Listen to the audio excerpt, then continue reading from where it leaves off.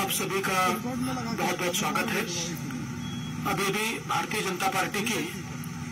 कार्य समिति की जो बैठक संपन्न हुई,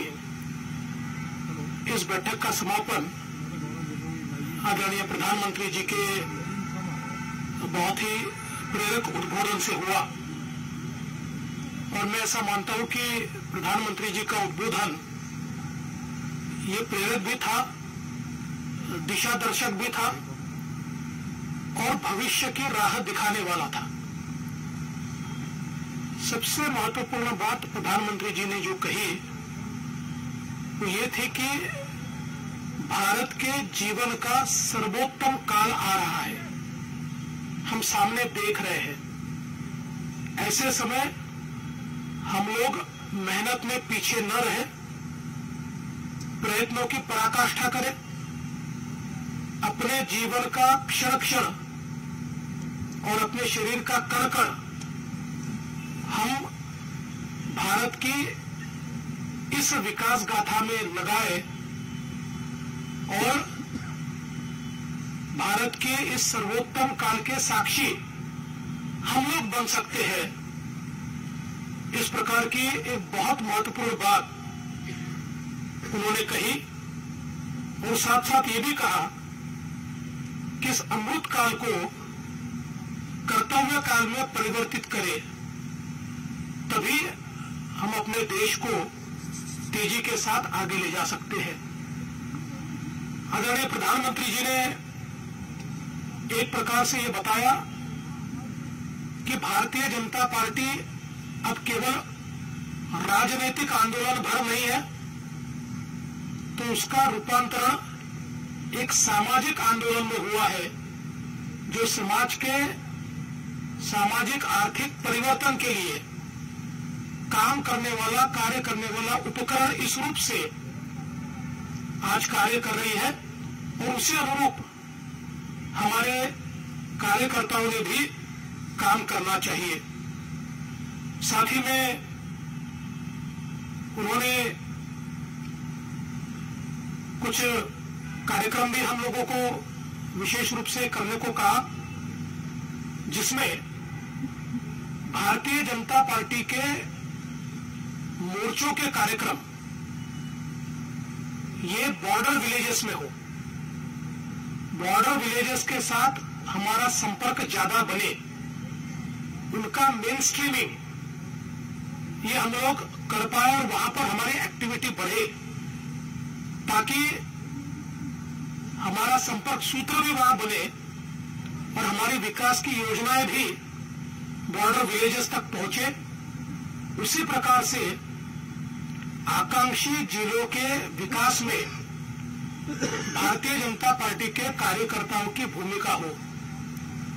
जहां पर हम लोग अगर माल न्यूट्रिशन से लड़ाई कर रहे हैं,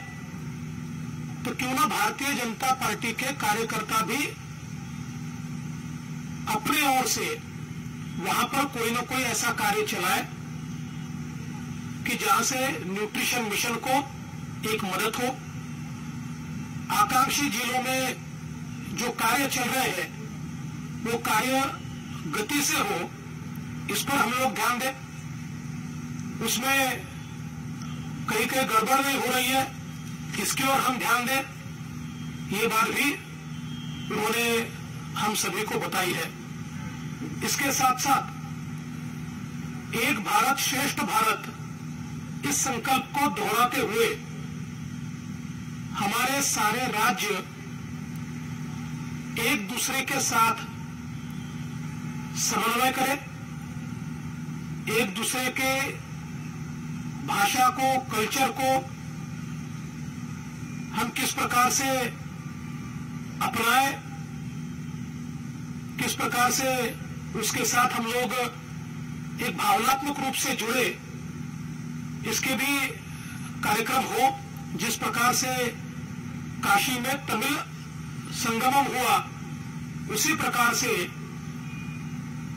हम लोग अलग अलग भाषाओं को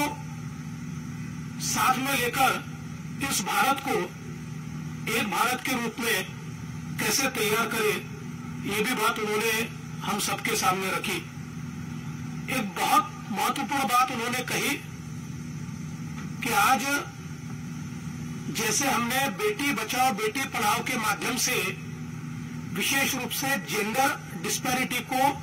दूर करने का प्रयास किया और जिस प्रकार से उस बेटी को बचाने की कोशिश की जो बेटी समाज की कुरीतियों के कारण गर्भ में ही मारी जा रही थी, उन्होंने कहा इसी प्रकार से आज हमारी धरती माता की पुकार को भी हमें सुनना है। जिस प्रकार से हम लोग केमिकल्स का, फर्टिलाइजर्स का अनन्वित उपयोग करते हुए हमारी धरती माता को प्रदूषित कर रहे हैं, जिस प्रकार से आज इस प्रदूषण के कारण क्लाइमेट चेंज की विभीषिकाओं से,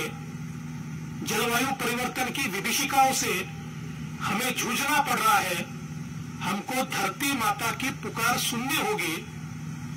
और धरती माता की इस पुकार को सुनते हुए चाहे वो प्राकृतिक खेती हो या एनर्जी ट्रांजिशन हो, इन सारे विषयों के ऊपर भारतीय जनता पार्टी को सरकार के साथ कदम से कदम मिलाकर चलना होगा और इसमें हम किसानों को किस प्रकार से प्रेरित कर पाए, किस प्रकार से उनको मदद कर पाए, इसको एक मिशन के रूप में हम कैसे ले पाए ताकि जलवायु परिवर्तन में और उसके खेती किसानी पर होने वाले परिणाम और उससे धरती माता पर होने वाले परिणाम, इसको हम कैसे दूर करें, इसके ऊपर भी हम लोग कार्य करें। आदरणीय प्रधानमंत्री जी ने ये भी कहा कि विशेष रूप से हम लोग 18 से 25 इस आयु की जो हमारी तरुणाई है, इस तरुणाई ने भारत के राजनीतिक इतिहास को देखा नहीं है। उन्हें पता नहीं है कि भारत में पिछली सरकारों में किस प्रकार से अनाचार, दुराचार और भ्रष्टाचार देखा गया, किस प्रकार का कुशासन था और कहां भारत आज चलते हुए आया है और किस प्रकार से हम सुशासन की ओर जा रहे हैं। इसलिए 18 से 25 इस आयु के जो हमारे युवा है, इनमें भी जागृति तैयार करना, इनको भी लोकतंत्र के मूल्यों के साथ जोड़ने की कोशिश करना और साथ साथ किस प्रकार से के कुशासन से हम सुशासन की ओर आए हैं, ये बताकर उनको सुशासन के साथ जोड़ना और सुशासन का महत्व क्या है, सुशासन से देश कैसे परिवर्तित होता है, ये सारी बातें उन तक पहुंचाने का काम भी भारतीय जनता पार्टी को आने वाले दिनों में करना है। साथ साथ भारतीय जनता पार्टी भाजपा जोड़ो अभियान चलाएगी, जिसमें सभी लोगों को भारतीय जनता पार्टी के साथ जोड़ने का प्रयास हम करेंगे। और प्रधानमंत्री जी ने एक बात बहुत स्पष्टता से बताई कि हम लोगों को संवेदनशीलता के साथ समाज के सभी अंगों के साथ अपना रिश्ता जोड़ना है। आज भारतीय जनता पार्टी सभी समाजों तक पहुंची है, लेकिन कहीं पर अगर कोई कमी है तो उसको भी दूर करना होगा। और साथ साथ ये भी संदेशा उन्होंने दिया कि ये सारी चीजें करते हुए केवल वोट की चिंता मत कीजिए, वोट के लिए ये सारी चीजें मत कीजिए, हमें देश और समाज को बदलना है, ये हमारा कर्तव्य है। कोई वोट दे या न दे, अगर हम इस सामाजिक काम को आगे करते जाएंगे, लोगों को जोड़ते जाएंगे, तो लोग हमारे साथ जुड़ेंगे। इसलिए कोई राजनीति का विचार न करते हुए हम समाज नीति को लेकर किस प्रकार से अपने देश के इस अमृत काल को नए रूप से परिभाषित कर पाए, इसकी ओर भारतीय जनता पार्टी ज्यादा ध्यान दे। एक और चीज प्रधानमंत्री जी ने भारतीय जनता पार्टी के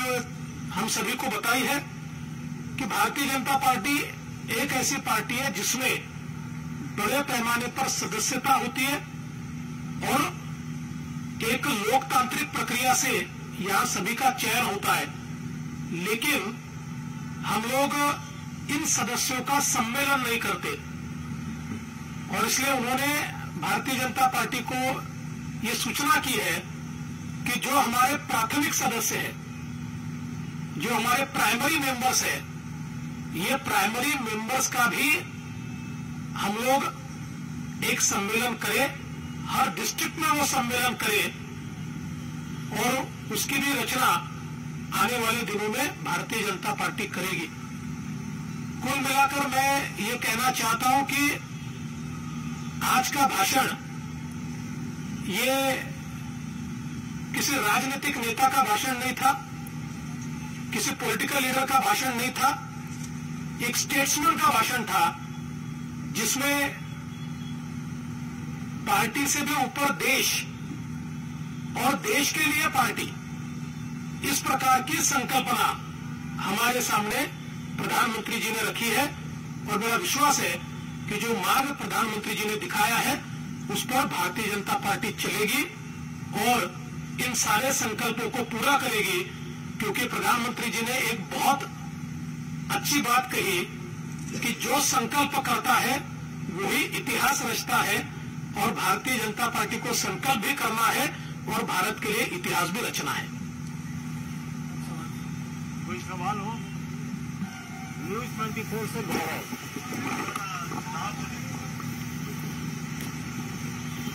सर, लगभग 1 घंटे का जैसा कि आपने बताया उनका भाषण था। 9 राज्यों में चुनाव है, फिर अगले साल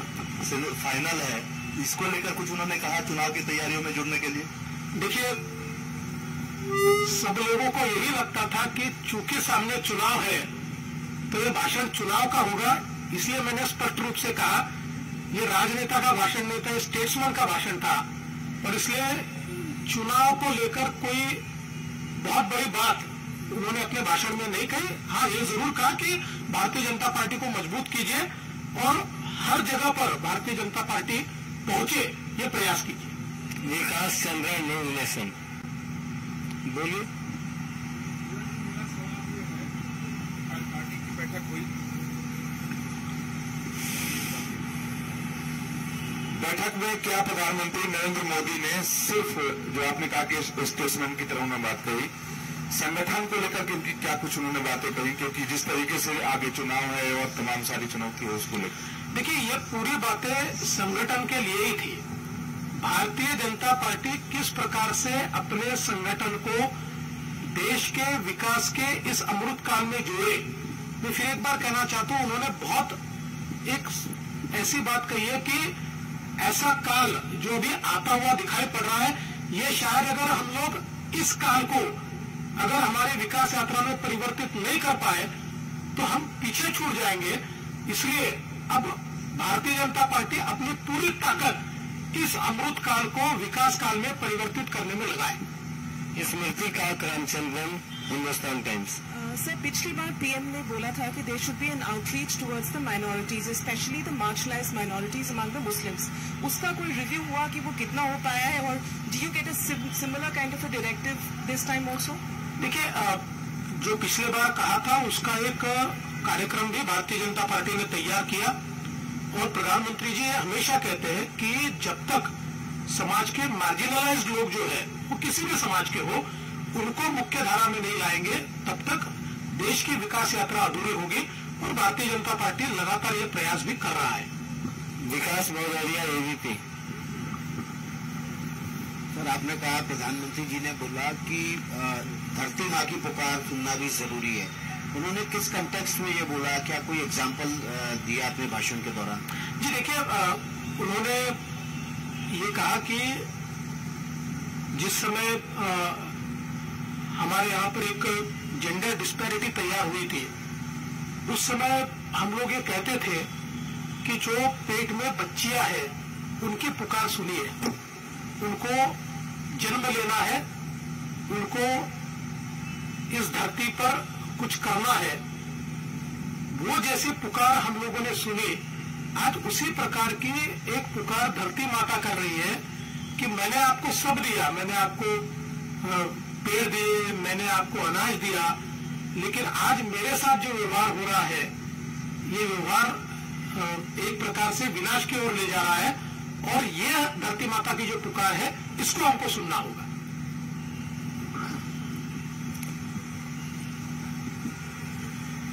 संतोष पाठक,